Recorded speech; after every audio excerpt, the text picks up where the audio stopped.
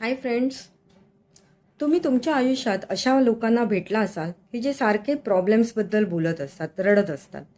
तर काही लोक सारखी हसरी असतात. तर हसरी लोकांना काही प्रॉब्लेम्स नसतात असं नसतं, पण त्यांचा दृष्टिकोन खूप सकारात्मक असतो. आणि हे कशामुळे होते?